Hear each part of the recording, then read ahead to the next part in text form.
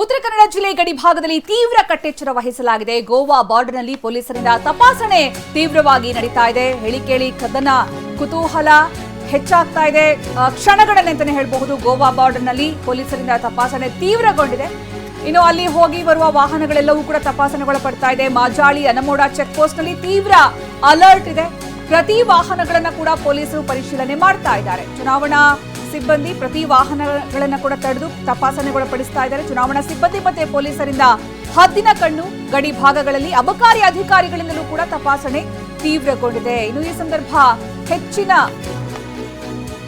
ಅಕ್ರಮ ದಾಖಲಾಗುವಂತಹ ಸಂದರ್ಭ, ಅಕ್ರಮ ಮದ್ಯ ಸಾಗಿಸೋರ ಸಂಖ್ಯೆ ಕೂಡ ಹೆಚ್ಚಿರುತ್ತೆ. ಹೀಗಾಗಿ ಉತ್ತರ ಕನ್ನಡ ಜಿಲ್ಲೆ ಗಡಿ ಭಾಗದಲ್ಲಿ ತೀವ್ರ ಕಟ್ಟೆಚ್ಚರ ನಾವೀಗ ಗಮನಿಸಬಹುದು. ಪೊಲೀಸರು ಯಾವ ರೀತಿ ತಪಾಸಣೆ ನಡೆಸ್ತಾ ಇದ್ದಾರೆ ಅಂತ. ಅಕ್ರಮ ಮದ್ಯ ಸಾಗಿಸೋರ ಮೇಲೆ ತೀವ್ರ ನಿಗಾ ಇರಿಸಲಾಗಿದೆ. ಹೋಗಿ ಬರುವ ಎಲ್ಲಾ ವಾಹನಗಳು ಕೂಡ ತಪಾಸಣೆಗೊಳಪಡ್ತಾ ಇವೆ. ಗೋವಾ ಬಾರ್ಡರ್ನಲ್ಲಿ ಇವತ್ತು ಹೆಚ್ಚಿನ ತಪಾಸಣೆ ಪೊಲೀಸರಿಂದ ಆಗ್ತಾ ಇದೆ ಗಡಿ ಭಾಗದಲ್ಲಿ.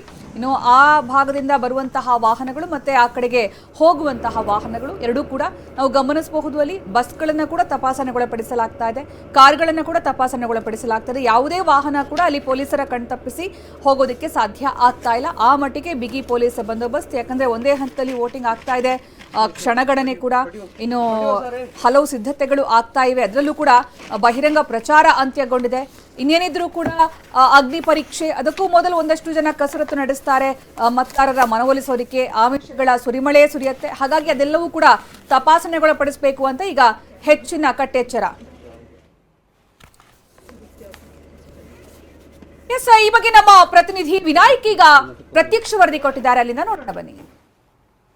ವಿಧಾನಸಭಾ ಚುನಾವಣೆಗೆ ನಾಳೆ ಮತದಾನ ಹಿನ್ನೆಲೆಯಲ್ಲಿ ಕರ್ನಾಟಕ ರಾಜ್ಯದ ಗಡಿಭಾಗಗಳಲ್ಲಿ ಸಾಕಷ್ಟು ಕಟ್ಟೆಚ್ಚರನ ವಹಿಸಲಾಗಿರ್ತಕ್ಕಂಥದ್ದು. ನಾವಿವತ್ತು ಉತ್ತರ ಕನ್ನಡ ಜಿಲ್ಲೆಯ ಗಡಿಭಾಗದಲ್ಲಿದ್ದೀವಿ. ಈ ಗಡಿಭಾಗದ ಚೆಕ್ ಪೋಸ್ಟ್ ಅನ್ನು ಕೂಡ ನೀವು ಗಮನಿಸಬಹುದು.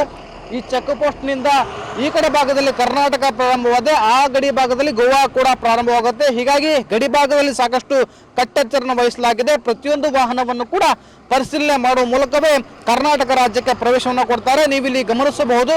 ವಾಹನವನ್ನ ಚುನಾವಣಾ ಸಿಬ್ಬಂದಿಗಳು ಮತ್ತು ಪೊಲೀಸ್ ಅಧಿಕಾರಿಗಳು, ಪೊಲೀಸ್ ಸಿಬ್ಬಂದಿಗಳು ಕೂಡ ಸಾಕಷ್ಟು ಪರಿಶೀಲನೆ ಮಾಡುವ ಮೂಲಕವಾಗಿ ರಾಜ್ಯಕ್ಕೆ ಪ್ರವೇಶವನ್ನು ಕೊಡ್ತಾರೆ. ಕಾರಣ ಜಿಲ್ಲೆಯ ಪ್ರಮುಖವಾಗಿ ಗೋವಾದಲ್ಲಿ ಅತ್ಯಂತ ಕಡಿಮೆ ದರದಲ್ಲಿ ಮದ್ಯ ಸಿಗುವುದರಿಂದಾಗಿ ಚುನಾವಣಾ ಅಭ್ಯರ್ಥಿಗಳು ತಮ್ಮ ಮತಗಳನ್ನು ಸೆಳೆಯಲಿಕ್ಕೋಸ್ಕರ ಆಮಿಷವನ್ನು ತೋರುವ ಮೂಲಕವಾಗಿ ಮದ್ಯವನ್ನು ನೀಡಿ ತಮ್ಮ ಮತಗಳನ್ನು ಸೆಳೆಯುವ ಪ್ರಯತ್ನ ಮಾಡ್ತಾರೆ. ಹೀಗಾಗಿ ಪ್ರತಿಯೊಂದು ವಾಹನವನ್ನು ಕೂಡ ಪರಿಶೀಲನೆ ಮಾಡಿ ಇಲ್ಲಿರ್ತಕ್ಕಂಥ ಸಿಬ್ಬಂದಿಗಳು ಕರ್ನಾಟಕ ರಾಜ್ಯಕ್ಕೆ ಪ್ರವೇಶವನ್ನು ಕೊಡ್ತಾರೆ. ನೀವು ಇಲ್ಲಿ ಗಮನಿಸಬಹುದು. ಒಂದು ಲಾರಿಯನ್ನು ಕೂಡ ಪೊಲೀಸ್ ಸಿಬ್ಬಂದಿ ಕೂಡ ಪರಿಶೀಲನೆ ಮಾಡ್ತಾ ಇದ್ದಾರೆ. ನೀವು ಇಲ್ಲಿ ಕಾಣಬಹುದು. ಯಾಕಂತಂದ್ರೆ ಇಂತಹ ವಾಹನಗಳಲ್ಲಿ ಹಣ ಆಗಿರ್ಬೋದು, ಹೆಂಡ ಆಗಿರ್ಬೋದು ಸಾಗಿಸುವಂತಹ ಚಾನ್ಸಸ್ ಇರುತ್ತೆ. ಹೀಗಾಗಿ ಸಂಪೂರ್ಣವಾಗಿ ಪರಿಶೀಲನೆ ಮಾಡುವ ಮೂಲಕವೇ ರಾಜ್ಯಕ್ಕೆ ಪ್ರವೇಶವನ್ನು ಕೊಡ್ತಾರೆ. ಈಗಾಗಲೇ ನಾವು ಉತ್ತರ ಕನ್ನಡ ಜಿಲ್ಲೆಯಲ್ಲಿ ಸುಮಾರು 1645 ಮತಗಟ್ಟೆಗಳನ್ನು ನಿಯೋಜನೆ ಮಾಡಿದ್ದಾರೆ ಮತ್ತು ಪ್ರಮುಖವಾಗಿ 243 ಅತಿ ಸೂಕ್ಷ್ಮ ಮತಗಟ್ಟೆಗಳನ್ನು ಗುರುತಿಸಲಾಗಿದೆ.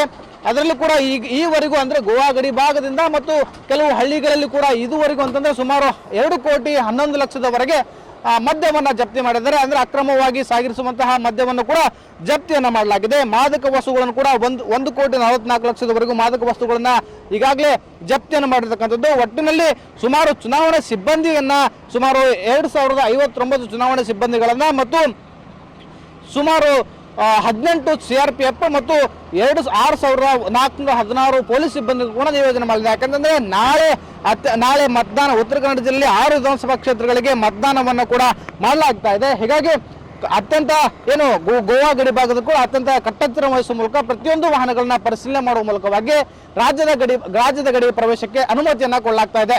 ಕ್ಯಾಮರಾ ಪರ್ಸನ್ ಮಂಜುನಾಥ್ ಜೊತೆ ವಿನಾಯಕ ಬೆಳಗೆರೆ, TV9 ಕಾರವಾರ.